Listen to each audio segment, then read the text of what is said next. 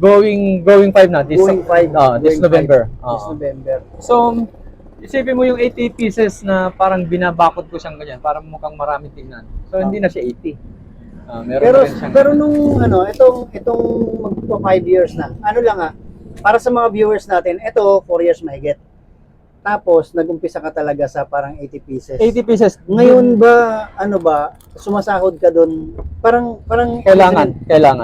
Tapos sinisiparate mo ba yung sahod para sa iyo? yes, sir. Then Yes, yung sir. para sa tindahan. Yes, sir. Tsaka yung pondo, halimbawa yung isang pieces, yung one piece. Yung one piece, sorry. Dapat hindi mo gagalawin yun. Yun yung problema dun sa mga sari-sari stores. Na minsan nagagalaw yung maski na 0.5 yan o kaya 1 peso. Kailangan nakatabi talaga. yes. Yun sa hindi kailangan maging mathematics pero kailangan maging disiplinado ka dun sa capital mo.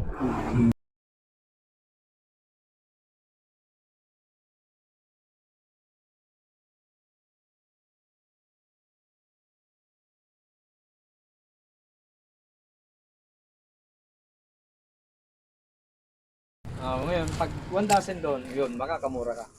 Yun naman yung sa atin. So, win-win solution ako. Ganda ng packaging mo pa, sir. Yes, sir. Pag nakita nila yan to, matik yan, dito galing. Baka may ano pa. May pangano Wala pa. wala pa. Wala pang Kasi, wala pang brand. Wala pa dyan yung brand. I-intent ko yan. Magkano, sir? Magkano yung t-shirt binili niya? 130 each. 130. Dahil, tax, kulang pa. So, isa. Ayan. So, 260. Ano lang? Dalawa binili. Dalawa. 40.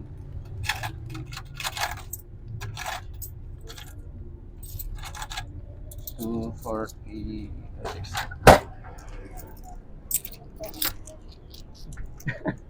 Talagang realidad Ma'am, salamat po. Ulitin. Thank you. Thank you rin sa pag-subscribe. Yeah, may subscriber kami bago. Okay.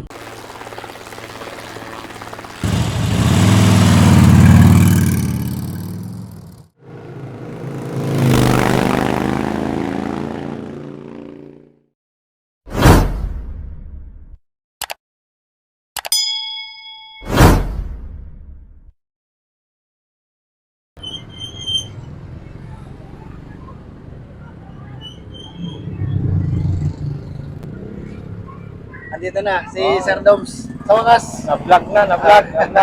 Thank you, Sir T. Sir T, thank you. At nagkita rin kami. Thank you sa time. Kung hindi nyo kilala si Sir Doms, siya yung ating Secretary General dati sa Taiwan, sa Northern Taipei. At ngayon nandito na siya sa Pilipinas. Nakita nyo yung tindahan kung saan siya nakatayo. Yan yung pinagdugo at pawis na pinaghirapan niya doon sa Taiwan. At ngayon, unti-unti niyang napalaki. So, kumusta? Anong pakiramdam, sir? Nasa Pilipinas. Ilang taon na ba? Taon? I'm 39 years old with 52 years of experience. Pero actually, hindi yun yung tanong ko eh. Ilang taon na kayo galing Taiwan? Sorry. Wala mo. Pinahuli. No. Tayo from Taiwan. Nandito ako 2019 November. So, kung binibilang ko, 19, 20, 21, 22, 23, 24. Going 5. Magkasunod kayo ni Sir ka? November 19, going 5 sa Pinas. Ayun. So, ang dami kong pwedeng itanong. Hindi ko alam kung saan ko umpisan. Itong tindahan mo na to, pinlano mo ba ito mula nung nasa Taiwan ka ba? Pare-pareho tayo ng problema talaga mga OFWs na hindi marunong magnegosyo. Dahil kailangan natin ng umuwi kasi natapos natin yung 12 years before Unlike ngayon, meron na mga katulad mo, multiple visa na. Yay! Mas maraming chance makapag-ipon. But anyway, 12 years ko po natapos 2019. Hindi ko alam dati kung paano magsisimula magnegosyo kasi never ako naka-experience magnegosyo. Maski sari-sari store, never pa talaga. Buong buhay ko, nasa factory ako, pa Pilipinas man o Taiwan, factory pa rin. So, yun yung nandun yung mga takot, nandun yung mga masasabi mong tawag doon, yung basta takot na baka hindi mag-click.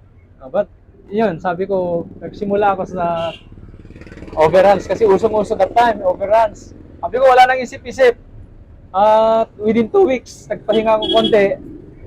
Namili ako ng sinubukan ko 80 pieces na overruns. 80 pieces. Yes, actually hindi to yung original kong store. Nandun sa may kanto ng Commonwealth. Ah. Maliit yun. Pero medyo malayo dito sa amin. Kaya within 2 months, nung nagbukas to, malapit sa amin, green up ko na. So, nirenovate ng konti. Hindi naman ako nag-renovate. So, actually, yung 80 pieces, ginawa ko siyang bakod-bakod doon para kunwari marami. May bumibili. May bumibili. Tapos, natutuwa ako na may income every month, every day, may income. Nasusurvive namin yung pangkain, yung pangupa, tsaka yung any gastusin, bills. Then, nung nag-opportunity na nagbukas to, 1 month talaga ako kasi inantay ko matapos. Ito naman si 2020 COVID. So, nandun na naman yung struggle, nandun na naman yung takot. 2 weeks lang kami nandito. Total lockdown. So, naranasan ko pagbawalan magbukas kasi bawal talaga lumabas natin. Nagulat ako kasi yung 80 pieces from one side lang, ito na siya ngayon. Dami na ngayon, no? Hindi ko naramdaman. Ilang milyon na to, sir? Wala, lang yan. Baka mamaya, hanapin ako ni BIR. So, ngayon, sir, ano bang pinakatrabaho niyo talaga dito sa Pilipinas? Ito, mula nung dumating ako, tinutukan ko na to. Medyo maraming oras akong ginugugol kasi dapat hands-on. Ano yung ginagawa mo dito talaga? Actually, nung lumipat kami dito, wala akong internet, sounds lang. Tapos, di pa ako marunong mag-edit. Tapos, nung sabi ko parang nakakainip, kailangan may ginagawa ka habang naghihintay ka ng customer kasi wala naman kami online. Puro walk-ins lang. Sabi ko, bakit hindi kaya ako magkaroon ng internet para may gagawin ako, maitutuloy ko yung maituloy. Oo. Kasi limited ang gagawin mo pag wala ka internet. Magbabantay ka lang. Oo. So, pero ginawa ko, itong mga damit na to, kinukuha mo sa may mga supplier may na mga ako. supplier ka. At advantage diyan pag marunong ko mag-Chinese. So, karamihan diyan mga Chinese ang ang supplier ko. Pero nagpi-printing ka, di ba? So, so itong mga damit na to, and yung mga ready-made, mga RTW, supplier niyan, Bangladeshi at saka Chinese. Pero mostly Chinese. Tapos kasi, yung mga orders mo naman na t-shirt sa printing, ay naman yun, factory naman yun. May rin tayo.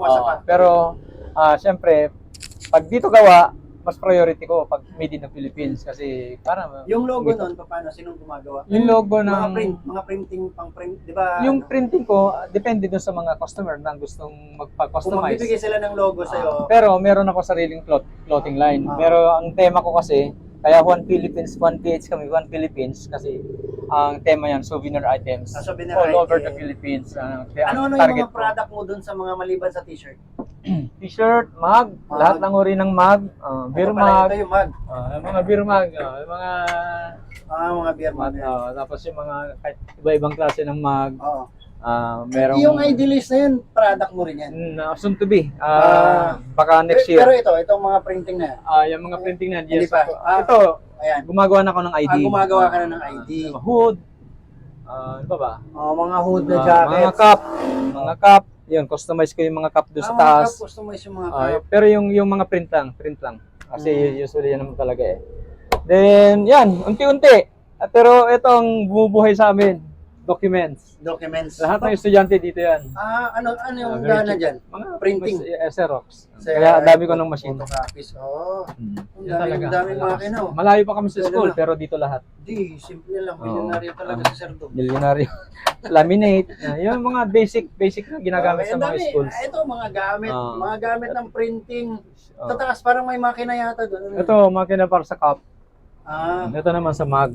Ito sa mug. Ito naman sa t-shirt. Sa t-shirt. So lahat yan nanggaling sa ikot. So benta, yung ikot, bili ng gamit, tapos Yes. benta, bili gamit. Never ako siyang nagdagdag kasi yung mga product ko na made na mga souvenirs naka-escaparate. Yes, sir. So, ginawa ko para hindi na halukayin ng halukayin, gumawa ko ng mga displays. Andyan lahat. Ito. Ilocos, Iloilo, Pilipinas, Manila, Cavite, QC. Wah, ang ganda yun Parang gusto ko yung QC Tapos, ano ba? Ito, bestseller ko, Manila. Manila. Palawan, Puerto Galera, Vigan. Lahat yan, original ano ko. Masbate, Pangasinan, Batanes, Mindoro, pa ba? Baguio, Quezon Province, Bicol, Bohol, yan, LU, Cebu, Davao. Wow. Saka may mga ibig sabihin yung mga letra dyan. Iba. Naka-patch siya. So, ongoing. May naka 31, ano na ako, signs. 31 na Provinces. ganyan? Provinces and cities. So, Ilan ba ito siya. dapat? Maubos ba dapat yung buong lahat ng provinces? Wala. Yung Dipolog doon, di ko nakikita. Dapat Wala pa. susunod. Yes, meron sir. talaga Yes, sir. yan, Yes, sir. Dipolog. Cagayan de Oro, meron na eh. Ito mga Ito yung mga Prada. yan na. So, mas mataas yung quality ng damit kasi US cotton to. Gildan. Okay. Okay, yan yung ginagamit ng mga ano talaga. So, ganyan lang siya muna. So, balak ko to gawin by next year, magkaroon ako ng parang Separate. ano na, mga install sa mga events. Sa mga events. At magipag-coordinate ako sa Quezon City. Palaki ng palaki yung ano mo. Hindi, yun naman talaga ang goal natin ng mga nagbi-business para makatulong din sa mga Kumusta naman yung manpower? Kaya? power. Medyo hirap na pero kaya pa. Kaya pa. Yun nga lang, hindi ako makaalis kasi One man team. one man team. Pag sobrang load na, alas 8 sarado, andito ako katulad kagabi, alas 2 ako na umuwi kasi para bawas sa mga rush. Alas 2 nakasara yan para walang istorbo. Iba yung negosyante. Kasi bahay namin nandyan lang naman, nagpupuyat din naman ako hanggang alas 3. So minsan, sige, dito ko nagugulin habang nanunod ka o whatever. So ano pa yung, pinlano mo ba, natanong ko na kanina kung pinlano mo, sinabi mo na pinag-aralan mo naman doon. Ano ba yung dati ba, parang sa tingin mo, magkakaroon ka ba talaga ng gantong kalaking tindahan? Hindi natin nasabi sobrang laki pero ano to, ibang success na to. Hindi ko inaasahan. Kung ikaw OFW ka, tapos may mga printing ka na mga ganito lang, iba na to. Kasi ang dami niya ng mga produkto ngayon labas din talaga. Going look back doon sa aming grupo sa Taiwan, katulad ninyo sa Mindanao, di ba? Sa Civic kasi, kaya kami nagpursige mag-aral sa Ugnayan Center para dito. Kasi guys, umuwi na kami, yun talaga yung pinupursige namin na magkaroon ng sariling maliit na business. Kahit ano pa yan, kahit kanya-kanya kami siyempre may bartending doon, may coffee, either pumasok ka sa mga bartending o kaya bartender or magkaroon ka ng sarili mong kapihan, bakery.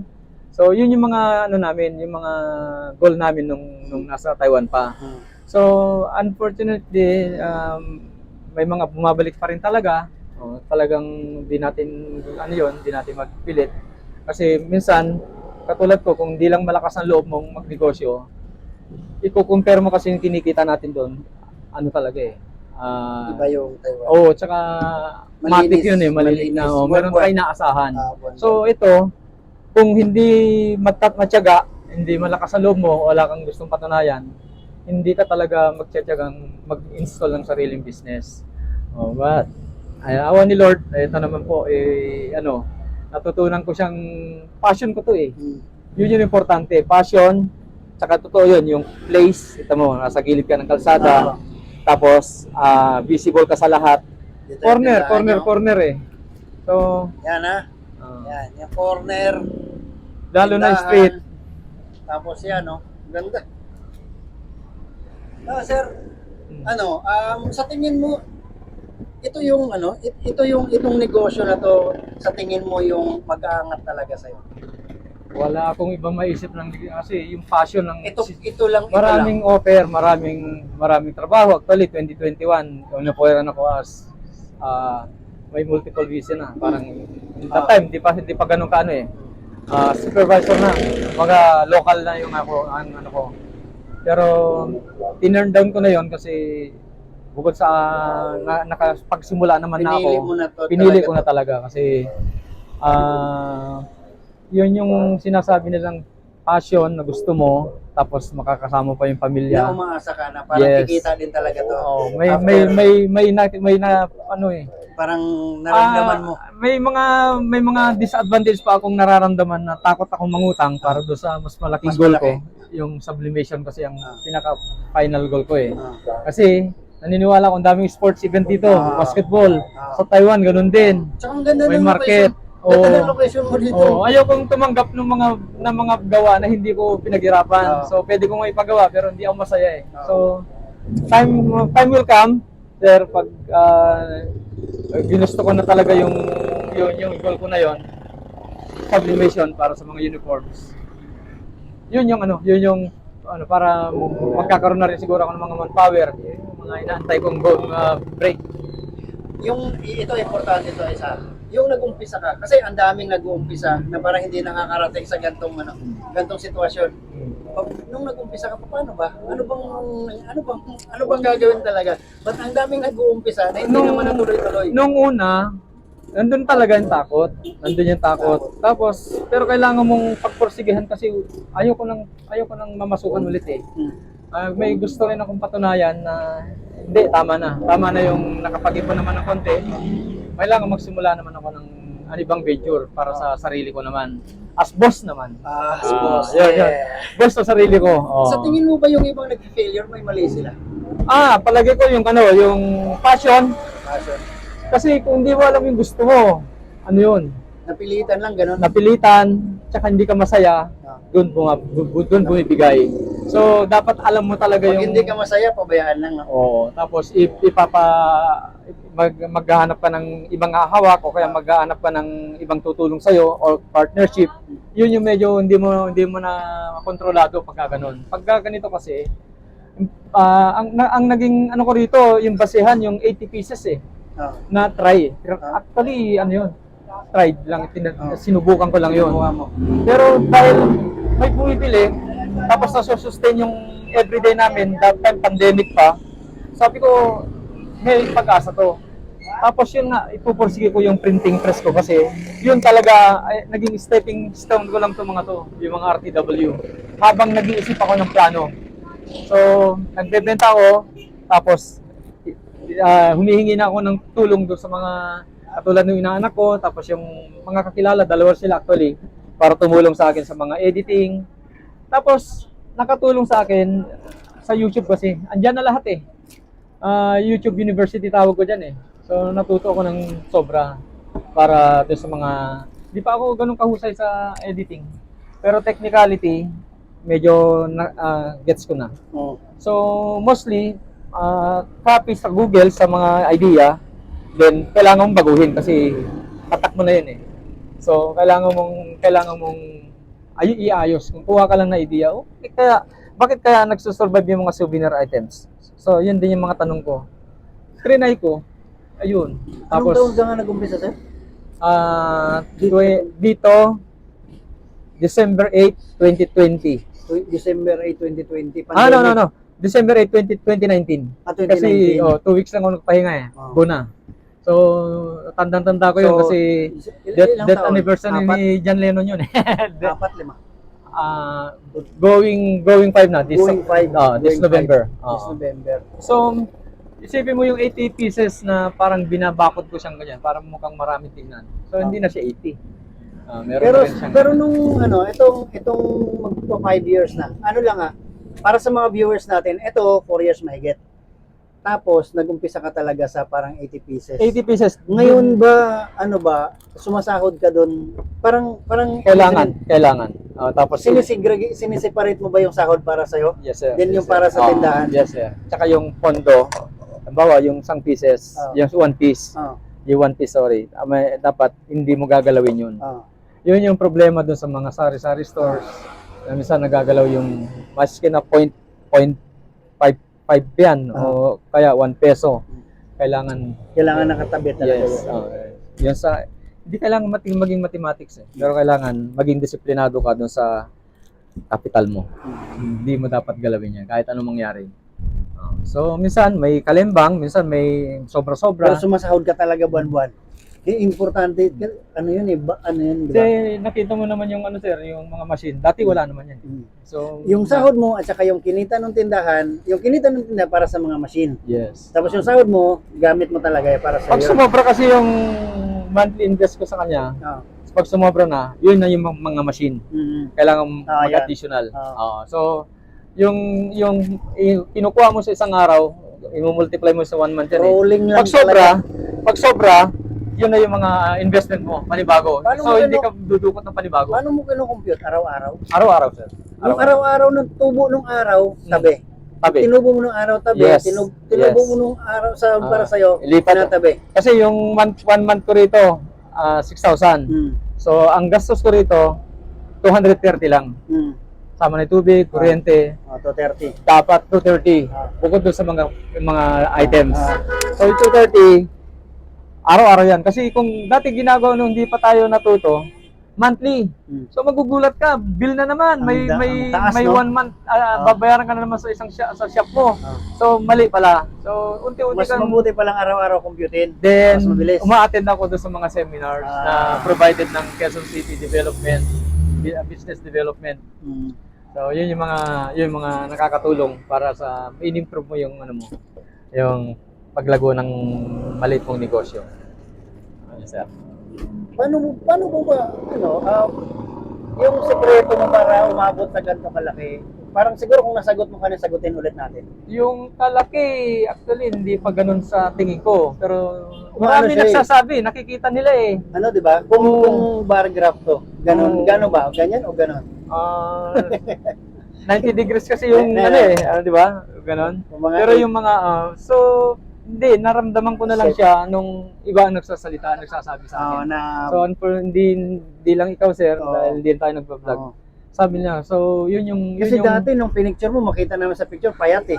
Payat. Oo, Ngayon, nagulat may- na, siksik eh. Oh, yun, Siksik. pag binabalikan mo yung ano mo, binabalikan mo yung history, History ng mga pictures wala mo. talaga, wala. So, hindi ko inaasahan na dumadami na pala siya. Oo. Tapos tumutulong si Mrs. Naglo-loan din siya sa mga malilit na loans. Oo. Sige, sa iyo yung mga ladies, Ah. palaguin mo. Kasi nag-fail siya sa prutas. Ah. So, mas madalas pag pagkain, fruits, Mm. pag hindi ka marunong lalo dyan, mas marami tapon. Ito Ah. wala. Ito wala. So, yun siguro yung medyo advantage sa mga dry goods. Yung ano may papayo mo sa mga OFW natin na pauwi? Katulad sa'yo, nag-12 years doon natapos. Kasi sir, hindi lahat naka-13, naka 14, 15 eh. May mga kaibigan ko kasama namin sa trabaho dati na taga Caloocan. Pagdating ng 12 years, pinauwi talaga siya. Mm. So, kung ganun, baka makapulot siya ng aral kung anong ginawa mo, paano ka nag-umpisa. Okay, so yung mga naaabot po nito, lalo na yung mga nasa Northern Taipei, Northern Taiwan, Taipei areas, Hsinchu, meron pong libreng para makapagsimula kayo sa mga, kung may mga wala kayong skills, kung buong buhay nyo katulad ko puro factory ang trabaho. Kung wala kayong skills, mas inirekomenda ko muna habang nandiyan kayo, pumasok muna kayo sa training program ng ating MECO, Dole, tsaka yung DMW na ngayon, di ba? DMW sa Taiwan. So may mga libre po doon na pwede nyong pagkaabalahan, baking, bartending, coffee making. Alam ko kasama na sa bartending yun eh. So yung mga ganong mga schools, kasi doon din po ito nagkaroon ng ideas. Kaya ako nagkaroon ng maliit na shop kasi actually pinakamahina akong klase noon sa Photoshop. Kasi disadvantage sa akin sa Photoshop noon, yung mga classmate ko, lahat may idea. Lahat may ano na sila, Bibilisima. lahat may karanasan na sa Photoshop. Ako zero. So ako ang pinakahuli sa pagpapas ng paper, pagpapas ng works ni Ma'am Ara, hi Ma'am Ara. Yun nga. So hindi ko alam na yung Photoshop na yun ang mag-aangat sa akin ng maliit na negosyo. Ang una kong pangarap po talaga nung nasa Taiwan pa is computer shop. At after 5 years, nilamon tayo ng sistema. Nasa cellphone na lahat, wala nang gaming, wala nang nasa lahat. Kinain na lahat ng system. Kumbaga, may mga pa rin naman computer shop. pero hindi na siya ganun kalakas katulad ngayon. So yun yung first love ko. So kaya nagkaroon ako ng second thought no, kung tutuloy pa ako ng computer shop o hindi na. Kasi marunong ako mag-troubleshoot. Nag-aaral din ako ng PC troubleshoot. So kaya ako napunta rito kasi pero hindi ko inaasahan na ito yung magiging ano ko, magiging business. Doon sa sa mga hindi nakakaalam, si Sir Doms isang Secretary General ng Northern Taipei dati. May impluwensya ba yung aral na tutunan mo doon para mag-handle ng negosyo? Marami kasi busog na busog tayo ng seminar sa Taiwan eh. Si Ma'am Reb, alam niya yan. Naging treasurer pa to, auditor. Auditor ka na. Secretary din siya. Hindi, nung time ko. Oh. Meron, kasama ko. Oo, FSP. So, katulad ni Sir P, katulad ko na ngayon, nasa Taiwan pa siya, na vacation lang to. Thank you din sa opportunity, Sir. Pero, ang purpose niya rito, hopefully, makatulong ito doon sa mga gusto na magmadali umuwi o biglang umuwi o nag-iipon pa. So, know your passion. Tapos mag-ipon syempre. Hindi pwedeng hindi pwedeng wala kahit konti. Then know your neighbor. Kumbaga, kung ano yung wala. So, napatunayan ko na totoo lahat yung mga tinuturo nila nun. Kasi meron man akong mga kalaban diyan sa mga printing pero the quality, cheapest ako, yun yung importante. Tapos very accommodating tayo sa lahat. Kahit na 3 piraso yan, hindi natin tineturn down yan. Yun yung naging sekreto. So, sa nagsisimula, hindi ka pwedeng choosy. So, until bumabalik na. So, siguro, yung mga bumabalik na hindi lang 1, 2, 3 times na bumabalik na sila, then nire-recommenda ka. Then, yung friendly circle na mo, yun na yung magbubuhay sa'yo na hindi mo hinihingi. So, kahit hindi tayo nag-go-open masyado sa online, ano na yun, very thankful na ito na po yung resulta nung 5 years. Medyo nababagalan pa nga ako, pero thank God pa rin kasi we survived, especially no pandemic. Hindi kami nag-aaway nung inuupahan ko. Hopefully, may magiging manpower na nito, may branches na rin. Hindi lang, malit lang naman yung pangarap natin. Maranasan lang natin na makatulong din sa mga marites, mga tambay dyan, para mabawasan yung mga... yun yung mga joke lang yun, pero totoo po yun. Yun yung pangarap ko rin, katulad ng ibang successful Maraming mapanood na ito, Sir, sa iba't ibang bansa. Yun. Maraming salamat po kay Sir Doms Arapeles dito sa Quezon City. Matandang Balara. Quezon City. Yan. Pwede nyo bisitahin to. 1PH. Juan PH Tis na visible masyado sa Google. Yes. Madaling hanapin sa Pin Google. lang, pin. Pin yung address. Pin-address lang ng 1PH Tis. Mismong tapat ko. Katulad ni Sir P, hindi siya nahirapan. Nahanap po kaagad. Andali. Dito kay bababa sa kanto. So, thank you ulit, Sir. Maraming salamat po. Welcome, sir. Welcome. Okay. So,